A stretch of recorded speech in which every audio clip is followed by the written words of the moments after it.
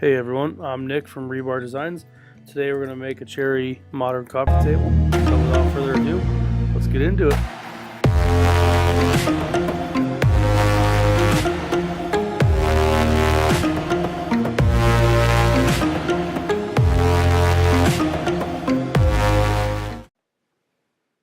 So, like every other project, starts with rough cut lumber. This is 6/4 cherry, got from my local lumber supplier. I start off with marking out the rough lengths of all the pieces. This is for the top. I usually go 2 to 3 inches longer than I need to. Chop it up with my chop saw. This gives me extra room to mill it down in case there's any imperfections. Now I'm over at my joiner. This one's wider than my joiner, so as you can see, all my down pressure is in my left hand, and I push with the push stick. I use this crayon, as you can see me trying to say in the video. It's just a wax crayon, mark the top, that way I can see what I planed.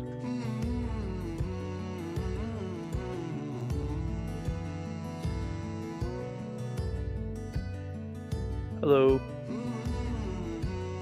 Here you can see I'm using a little chunk of hardboard, 1/8 inch hardboard, where I jointed, and that'll give me a flat reference area to do my planer. And this makes it able to joint and plane things wider than my joiner.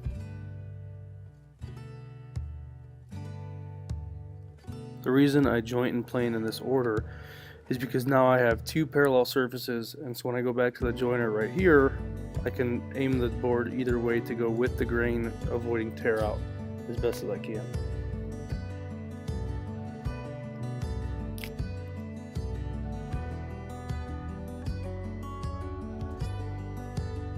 Now that all the edges are jointed, I lay it out the best looking way I can, and I mark it with the triangle. And then I do the in and out method, which if you want further detail on this, check out Philip Morley's page. He does a pretty good description of how to lay out a tabletop. Essentially it's in and out, which faces the jointer fence.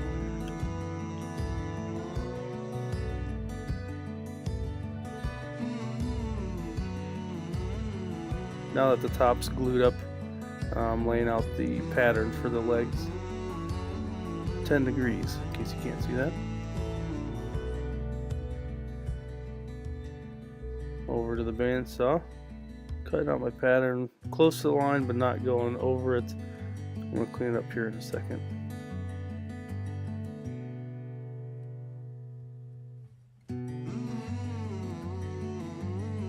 And that's satisfying. This sander saved my bot in many different ways. I'm so glad I bought this thing.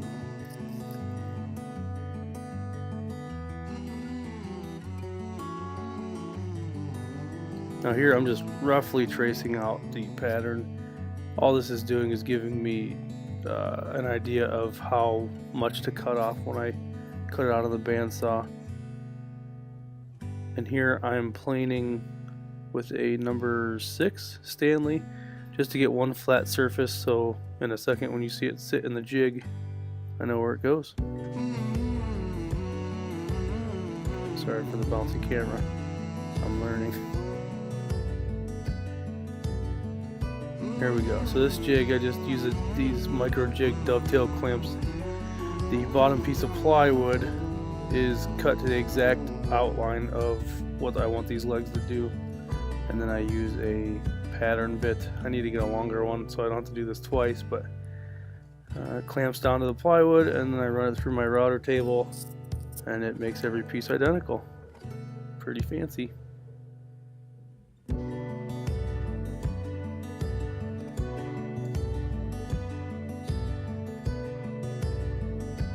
So this is the second time I'm going to reference Philip Morley, so I'll just tag his page down below, but this is his mortiser that I bought plans for.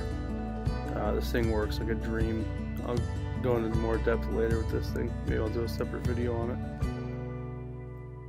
Here I'm cutting out the loose tenons that I made out of some extra stock. It's basically pretty big dominoes. That's it, but I don't have a domino cutter.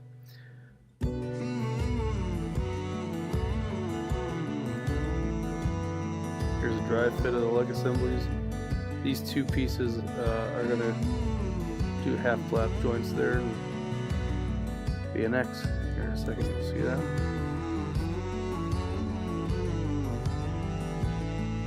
There you go. So I believe this is just the dry assembly. I go back later and glue it up. I just forgot to shoot that. Again, bear with me, I'm still learning how to use this camera and I forget to set it up and hit record a lot. So we're lucky we got this much footage.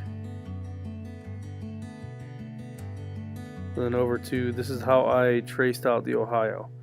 So I took a piece of transparency with a printout of Ohio, obviously. Traced it out with a marker. And then here we go. You'll see here, went a little old school. I don't know if any of you guys remember this from school, but it's an overhead projector. Barely running still. Projected it up on the laminated tabletop that you saw earlier. This is the next day, so everything's all nice and dry already. Just roughly trace it out. I tried to cut this out on the bandsaw. It was just too unwieldy, so you'll see I end up clamping it to my bench and just using my jigsaw. For a jigsaw, this actually got a pretty smooth cut. I was pretty satisfied with it. But since then, I have bought a little nicer blades for this that are for hardwood instead of the rough lumber I had. Here's the back side. You can see the X where I laid out the table base, but this I'm just cleaning up the glue roughly with a card scraper. And then here's another card scraper. I'm wearing gloves because when you do a whole tabletop, that thing heats up. It gets a little hot. A lot of hand sanding, cleaning up all these edges, getting in all the little cracks and corners. It paid off in the end though. Well worth it.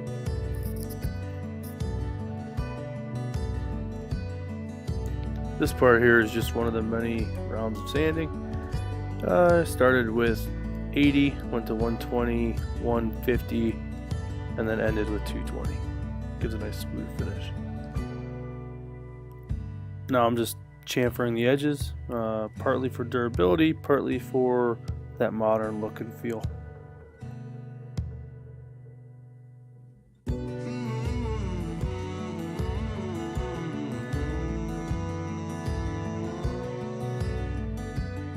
So this is just mineral spirits.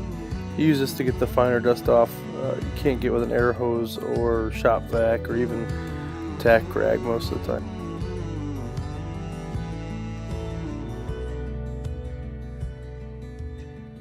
So here I just made a little jig to route these circles. This is for the figure 8 hold downs I have for the tabletop.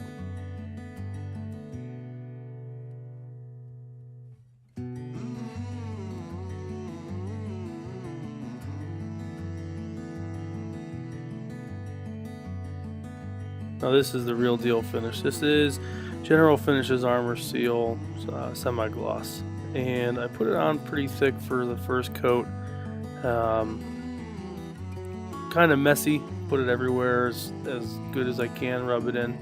Then I go back and I smooth out the edges, and you'll see I go back at even strokes, try to keep my hand as flat as possible, keep it even.